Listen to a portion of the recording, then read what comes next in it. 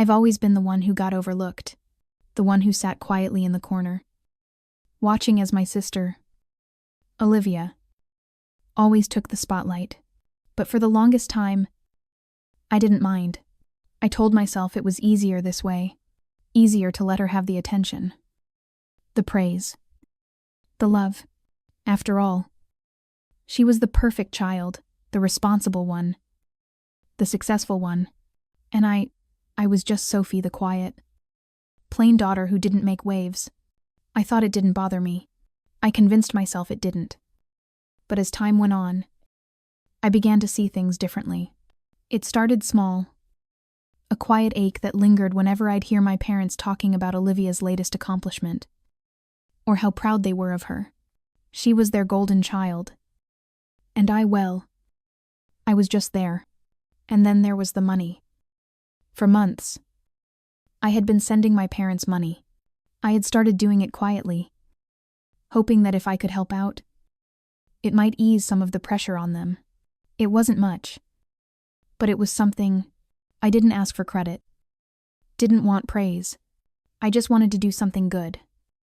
For once, something that wasn't overshadowed by Olivia's charm. But when the money came up in a conversation with my family, something snapped. It was Christmas Eve. I was sitting in the living room. The smell of pine and cinnamon thick in the air. The tree twinkled softly in the corner, casting a peaceful glow across the room, but none of it felt right. Olivia had been out getting candy for the holiday dinner. The rest of us were sitting around, enjoying the warmth of the holiday. That was when my mom dropped the bomb. I've always been the one who got overlooked, the one who sat quietly in the corner, watching as my sister, Olivia, always took the spotlight. But for the longest time, I didn't mind. I told myself it was easier this way, easier to let her have the attention, the praise, the love. After all, she was the perfect child, the responsible one, the successful one, and I was just Sophie, the quiet, plain daughter who didn't make waves. I thought it didn't bother me. I convinced myself it didn't. I froze. I had no idea what she was talking about. My face burned with a sudden rush of anger. My sister, my perfect sister, was once again being praised for something that was mine. "Mom, what are you talking about?" I asked, trying to keep the quiver out of my voice. "You know exactly what I'm talking about," she shot back. "You're claiming that you've been helping us with money. But it's Olivia who's been doing it all along." I felt a lump form in my throat. This wasn't happening. For months, I had been quietly sending money to help with their bills, money I scraped together after cutting back on my own needs. And now, Olivia was taking credit for it all. Olivia wasn't even there yet. She was out picking up candy, completely unaware of the storm brewing in the living room. I opened my mouth, ready to tell them the truth. But my mom wasn't having any of it. "Olivia has been helping us," my dad added, his voice flat, like he wasn't even trying to listen. "She's the responsible one. We trust her." I didn't know what to say. My throat closed up. And for a moment, I couldn't breathe. All the sacrifices I'd made, all the quiet work I'd done to keep my parents afloat, to meant nothing. And Olivia, she hadn't even been there. She hadn't done a thing. But no one believed me, not even for a second. That was when my cousin, Nah, who had been sitting silently in the corner, I finally spoke up. "Wait a second," she said. "How do you even know Olivia's sending the money? Have you ever seen proof of it?" The tension in the room was thick, and everyone turned to look at her. My parents were speechless for a moment, and my mom's face flushed with indignation. But then, as though she had been slapped, she dismissed. Nah with a wave of her hand. Of course, Olivia wouldn't lie about something like that. She said, "She's been the responsible one from day one." I could feel my heart racing. "Responsible," I almost whispered. "She's been taking credit for something I've been doing. And you're still calling her responsible?" My body shook with frustration. The whole situation was absurd. I had been giving them money. I had been there for them. And yet, Olivia's reputation, her perfect image, meant more than the truth. Before I could say more, the front door opened, and in walked Olivia, smiling sweetly, her arms full of candy, completely oblivious to what was happening. "What's going on?" she asked, her voice annoyingly cheerful, as if she hadn't just walked into a hornet's nest. She glanced at me, then at my mom, and instantly slipped into her innocent act. "You need to explain to your sister." My mom snapped, pointing a trembling finger at me. "She's trying to claim she's been helping us financially. But we all know it's been you." Olivia. Olivia blinked, her eyes wide with mock surprise. But I could see the glimmer of satisfaction in them. She was already spinning her story in her head, figuring out how to manipulate the situation in her favor. "Oh, Mom," she said, her voice dripping with fake concern. "I'm sure Sophie just misunderstood. You know I've been handling this for months now. I didn't want to burden you." I felt like I was going to explode. "Misunderstood," I said, my voice shaking with anger. "I've been sending them money every single month since July. And you knew that. You knew what I was doing. And you let them believe it was you. Why, so you could play the hero?" I stood up, knocking my chair back as I did. My hands were trembling. But I didn't care. This was my moment to be heard. To stop being invisible. To stop being the quiet one in the corner. Nah, who had been quiet until now, stepped forward, her voice sharp. "Olivia, I don't care to explain why you've been so quiet about this all this time." Olivia's fake smile faltered for just a second, before she recovered, brushing her hair behind her ear as if nothing had happened. "I don't know what you're talking about," she said. "I've been helping out. Because unlike Sophie, I actually care about Mom and Dad's well-being." That was it. I couldn't stay silent anymore. My world tilted, and everything inside me screamed for justice. For years, I had watched Olivia play the part of the perfect daughter, while I had always been pushed aside, overlooked, and blamed for everything. But not anymore. My voice cracked. But I didn't care.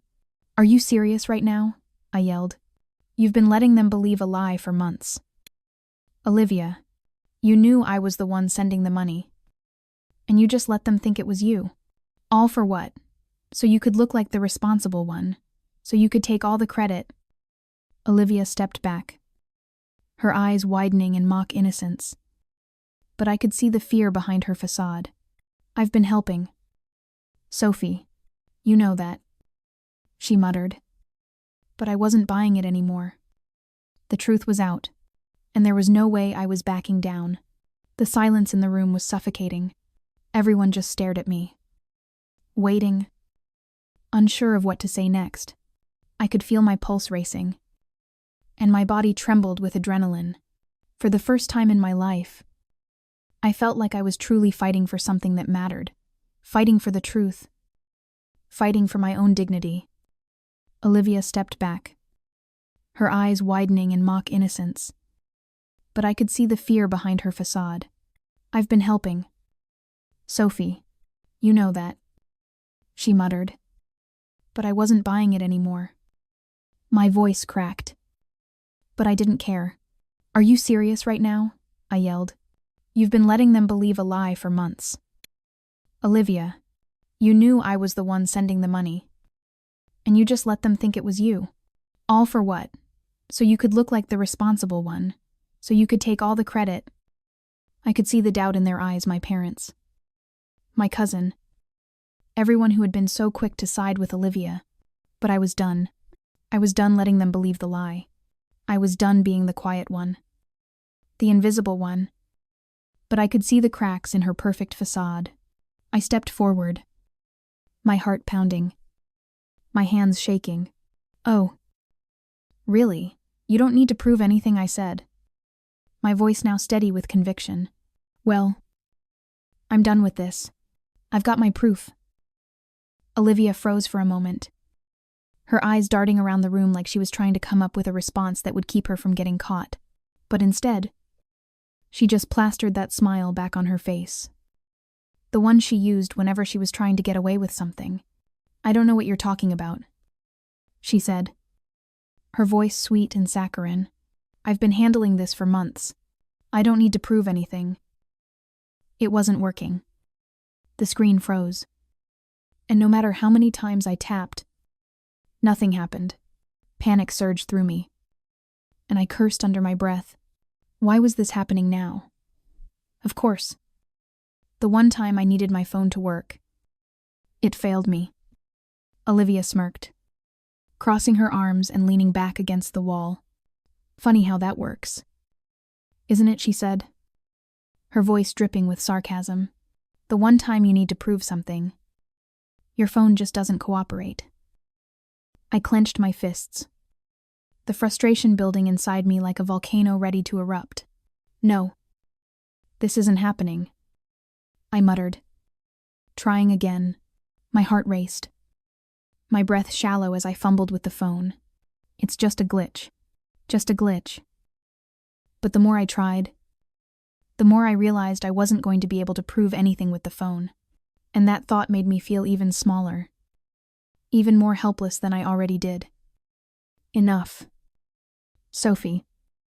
My dad finally spoke, his voice harsh, like he was done with me. "You've embarrassed yourself enough already. If you can't back up your story, then you owe Olivia an apology. Right now." My mind screamed in protest, but my body froze. I felt my throat tighten as his words cut through me. Apologize.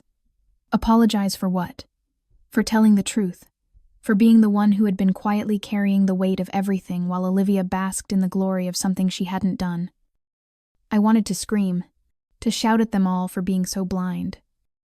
So quick to believe Olivia without even a second thought. But all I could do was stand there, feeling the weight of their judgment on my shoulders. My father's cold tone, my mother's disapproving stare. It was too much. Without saying another word, I grabbed my coat and stormed out the door. The cold night air hit me like a slap in the face as I walked down the driveway. My mind was racing, my heart pounding in my chest. He had never felt so small, so insignificant. Christmas was supposed to be about family, about togetherness, but all I could feel was how little I belonged in mine. I didn't even know where I was going. I just needed to get away. I drove aimlessly through the streets, the lights of the town flickering as I passed. The tears blurred my vision, but I didn't care. My emotions felt too raw, too overwhelming. It wasn't until I pulled into the parking lot of a 24-hour coffee shop that I realized I was still shaking. I turned off the engine and sat there for a few moments, trying to calm down. My hands gripped the steering wheel, and my mind was spinning. I couldn't think straight. I stepped out of the car and made my way inside, the bright fluorescent lights casting a stark contrast to the darkness outside. I slid into a booth, my body still trembling. The coffee shop was mostly empty. The only sound, the soft hum of the espresso machine. I pulled out my phone again, my fingers shaking as I tried to access the banking app once more. Nothing. I wanted to scream. I wanted to throw the phone across the room. This wasn't just a glitch. This was something bigger. Something that felt almost like fate was working against me. How was I supposed to prove I hadn't been lying if the app wasn't working? I sat there, staring at my phone, unable to do anything. A few minutes later, a message popped up on my screen. It was from Na. "Hey. Are you okay?" it read. "I've been thinking. And if you need a place to crash, my door's open. I'm not sure what to believe right now. But you've always been honest with me. Let me know." For the first time that night, I let out a shaky breath. At least someone believed me. I didn't know what Na thought of the situation, but the fact that she was willing to listen, it meant everything. I didn't reply right away. I needed a moment to gather myself, but the message gave me a sliver of hope. Maybe there was still a way out of this. Maybe I wasn't completely alone in all of this. I sat in that booth for what felt like an eternity, staring at my phone screen, the weight of the situation pressing down on me. The coffee shop was eerily quiet, and the flickering lights overhead did little to comfort me. I wanted to believe that somehow everything would work out. I wanted to believe that my parents would come around, that Olivia's lies would be exposed for what they were. But as I stared at the message from Na, I realized just how desperate I had become. The whole world seemed to be against me that night. My bank app wouldn't cooperate, and I had nothing but my word against Olivia's flawless act. How could anyone believe me when I didn't even have proof? I sighed, my head resting in my hands. There had to be something I could do. I couldn't just give up. This wasn't just about money. It was about being seen, being heard. I had spent my entire life living in Olivia's shadow, always playing second fiddle, always overlooked, always invisible. But this time, I was going to stand up for myself, no matter what. I pulled my phone out again, my fingers moving automatically as I opened my email. And then, just as quickly, my heart sank. The same message popped up. We are experiencing a major technical issue. Services remain unavailable. No, this couldn't be happening. My mind raced for alternatives. Anything that would give me a leg to stand on. That's when I remembered. The emails. Every time I made a transfer, I received an automatic confirmation email from my bank. Those wouldn't be affected by the app's issues. I scrambled to scroll through my inbox, my heart hammering in my chest. Please. Please let them be there. Please let them be real. And then, there they were, clear as day. Monthly confirmations from July through December. The exact amounts. The same account numbers linked to my parents' account. Everything I needed. I almost dropped my phone in my excitement, my fingers trembling as I read through the emails. Each one a little piece of the puzzle I needed to put together. I hadn't even realized how badly I needed this proof until that very moment. "Nah," I practically shouted, grabbing her attention. "Look at this. The emails. They're all here." I spun my phone around for her to see, my heart racing with relief. Na looked over the emails, her face lighting up. "You've got her now," she said, a smile breaking out across her face. "There's no way Olivia can talk her way out of this." I nodded, feeling a surge of confidence. This was it. The proof was in my hands. I wasn't going to let Olivia get away with it anymore. This was my moment, and I wasn't going to waste it. I sent a quick reply to Na's message, thanking her for being there for me, and made a decision. I wasn't going to let this slide. I was going back to my parents' house, and I was going to set things straight, once and for all. The next morning, I woke up with a small sliver of hope. Maybe, just maybe, the universe had decided to cut me some slack. I grabbed my phone and opened the banking app once more. But as soon as the screen loaded, I felt that familiar sinking feeling. The same message appeared. "We are experiencing a major technical issue. Services remain unavailable." I groaned, running a hand through my messy hair, frustration bubbling to the surface. Of course this would happen now. It was like the universe was out to get me. I tossed my phone onto the bedside table and let out a long breath. My mind was spinning, trying to figure out what to do next. I couldn't just show up to my parents' house with nothing. Without the app working, I was running out of options. Just as I was starting to spiral, there was a knock at the door. It was Na, holding 2 mugs of coffee, her face soft with concern. "Morning," she said gently, her voice reassuring. Still no luck. I shook my head. "Nothing," I muttered, taking the coffee she handed me. I can't just walk in there empty-handed. They won't believe me. Na sat down beside me, tucking her legs under her. "There's gotta be another way," she said, Her voice thoughtful. What about calling the bank? Maybe they can verify the transfers over the phone. I thought about it for a moment, but I knew it wouldn't work. My parents wouldn't listen to anything over the phone, especially not on Christmas Day. The bank was closed, and the customer service line was flooded with calls because of the technical issues. I don't know, I said, my frustration mounting. It's Christmas Day. Nothing's going to be open. The bank isn't going to help me. But then, something clicked in my brain. The emails. They weren't affected by the app's issues. They were right there in my inbox, ready to be shown. I picked up my phone again, my heart pounding in my chest as I searched through my emails. There they were, the confirmation emails, each one detailing a deposit I'd made. I looked over at Na, my voice shaking with excitement. The emails, they're all here. This is the proof I need. Na's eyes widened as she read through them, her smile growing wider. This is it. Sophie, she said. You've got her now. My heart swelled with relief. Finally. The proof was in my hands. This time, I wasn't going to let Olivia walk away from this. I'm going, I said, standing up. I'm going to show them the truth. If they still don't believe me, then that's on them. Na stood up too, her expression firm. I've got your back, she said. Let's go show them the truth.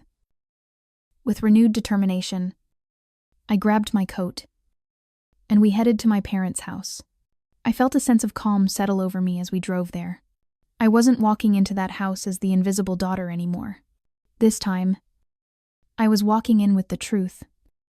As we pulled into the driveway, I glanced at Na. She gave me a small nod. Her eyes filled with encouragement. I could do this. For once, I wasn't going to let Olivia's lies destroy me. We walked up to the door, and when my mom opened it, she didn't even look at me. She just stepped aside, her eyes hard as she muttered, "So, you decided to come back." Who? Olivia was right behind her, smirking as usual, ready to play the victim. "Did you come to apologize?" she asked, her voice dripping with mock concern. But I wasn't about to apologize for telling the truth. "No," I said firmly. "I came to celebrate Christmas with my family. No more drama. But I'm not going to stand by while you lie about me." Olivia. The air in the house felt thick, suffocating, like the tension in my chest was being mirrored by the silence that hung over everything. Olivia's smirk faltered as she glanced at me, her eyes narrowing with irritation. I wasn't going to let her twist this again. I wasn't going to let her play the victim while I stood there, quiet and helpless. I could see my mom's expression shift, a mix of concern and frustration as she stepped aside to let me in. "Fine," she muttered, her voice lacking warmth, "but I don't want any more fighting. It's Christmas." Christmas. The word felt like a slap to my face. A reminder of the family I had hoped to have. The family I thought I was a part of. I nodded silently and walked in, trying to keep my cool as I passed Olivia. Her smile was still there, but now it was brittle, like it might shatter any second. As I made my way to the living room, I could feel the eyes of the relatives on me, each one of them aware that something was wrong, but too uncomfortable to speak. They all greeted me with the usual half-hearted warmth, none of them having a clue what was going on. And then, of course, it didn't take long for Olivia to strike. She always knew how to steal the spotlight, and she didn't waste any time doing it now. "I think we need to address the elephant in the room," she said, her voice dramatically shaking, just enough to make everyone's attention snap to her. "Last night was really tough for me," she continued, her tone exaggerated, as though she were recounting a traumatic experience. "I never thought Sophie could stoop so low as to accuse me of lying. It was honestly heartbreaking. I wanted to laugh, to shout, to tell them all exactly what had happened, but I stayed silent. my heart pounding in my chest. This was it. This was where I would make my stand. The room was silent as Olivia worked her magic, playing the part of the betrayed sister. I clenched my fists, trying to control the rage bubbling inside me. I had to stay calm. I had to stay focused. If I could just get them to see the truth, everything would be different. I've always tried to be there for this family. Olivia continued, her voice now dripping with false sincerity, sending money every month to help Mom and Dad, never asking for recognition, and for Sophie to turn around and call me a liar in front of everyone. It's beyond hurtful. Her words stung, each one of them a dagger aimed straight at my heart. How could she stand there and lie so easily? How could they all just accept this? Let her get away with it. I could feel the weight of their eyes on me. I could feel the judgment coming from my relatives. The whispers already starting to spread. They didn't know what had really happened. They didn't know that I was the one who had been quietly carrying everything, giving them my hard-earned money, while Olivia played the hero. I took a deep breath and stood up. The room fell silent as they all turned to look at me, their gazes filled with curiosity, suspicion, and even some disappointment. That's enough. Olivia, I said, my voice steady but firm. Every head in the room snapped toward me. Olivia's eyes widened in mock surprise, but I could see the panic flicker beneath her cool exterior. She had no idea what was coming. I pulled out my phone, feeling the cold weight of the device in my hands. You've had your chance to talk. Now it's my turn. Olivia rolled her eyes and let out a sarcastic laugh. Oh, here we go again, she muttered. Her arms crossed, but I ignored her. I wasn't here for her anymore. I wasn't here to listen to her lies. I've been sending money to Mom and Dad every single month since July, I said, my voice loud enough for everyone to hear. I don't need recognition. And I didn't ask for anything in return. But when Olivia stood there last night and claimed she was the one doing it, I couldn't stay quiet. I held up my phone, showing them the email confirmations, the proof of every transaction I had made, each one with the exact amounts, the dates, the account numbers. I could see the hesitation in my parents' eyes, and I knew that now they couldn't ignore the truth. These are my receipts, I said, my voice calm, but the words were sharp, cutting through the silence in the room. They came directly from my bank. They show every transfer I made to Mom and Dad's account. Olivia didn't even flinch. She just leaned back in her chair, her arms crossed, and sneered at me. Please, she said, her voice dripping with disdain. Anyone can fake an email these days. You really expect everyone to believe that? I didn't back down. I wasn't about to let her talk her way out of this.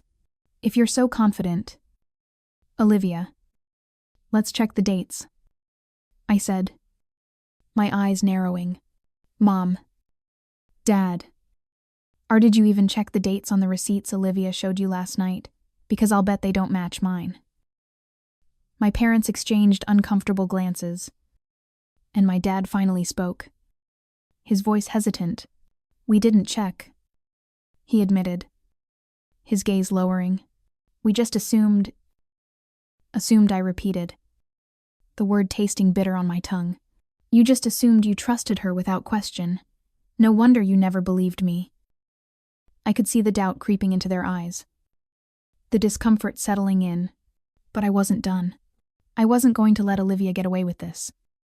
Go ahead, I said, my voice unwavering. Check the ATM statements. They'll show the account numbers for every deposit. You don't need an app for that. Olivia's smirk faltered, just for a second, but she quickly recovered. Fine, she snapped, her voice tight. Let them check. My parents looked unsure, but my mom finally nodded, her face pale. It's Christmas, she muttered. Do we really have to do this now? Yes, I said, My voice firm. We do. We piled into my dad's car. The atmosphere thick with tension. Nobody said anything as we drove to the nearest ATM. And when we got there, my dad pulled out his card and began scrolling through the transaction history. I held my breath, waiting for the moment of truth. The seconds stretched on as he clicked into the details of a July deposit. The account number on the screen matched mine. Then he checked August. September. Every single one lined up perfectly with the emails I had shown them. My mom's face turned pale. It's Sophie's account, she whispered, her voice trembling. Every one of these transfers came from Sophie. I felt a surge of victory in my chest. But it was short-lived. As we drove back to the house, the weight of what had just happened settled in. My parents were finally seeing the truth. But I couldn't ignore the hurt that still lingered between us. I didn't know how long it would take for the wounds to heal. When we stepped back into the house, the room went silent. Everyone was watching, waiting for what would happen next. Olivia was already by the door, pulling on her coat, her face flushed with anger. You've been lying to us, my dad said, his voice firm. The words hung in the air like a weight that couldn't be undone. Olivia spun around, her face twisted with rage. Fine, she snapped. I lied.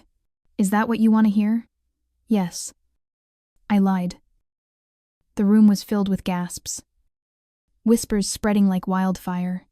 Olivia's perfect image was crumbling in front of their eyes, and there was no way she could fix it now. My dad took a deep breath, his shoulders slumping with regret. We're sorry. Sophie, he said, his voice quiet. We should have listened to you. We should have believed you. For the first time, I felt like my parents were truly seeing me, truly understanding the pain I had carried for so long. I appreciate the apology, I said, my voice low, but this doesn't erase everything. It's going to take time. They nodded, and we all stood in silence, the weight of the truth settling in. Christmas wasn't the way I had imagined it, but for once, I wasn't invisible. And maybe, just maybe, that was enough.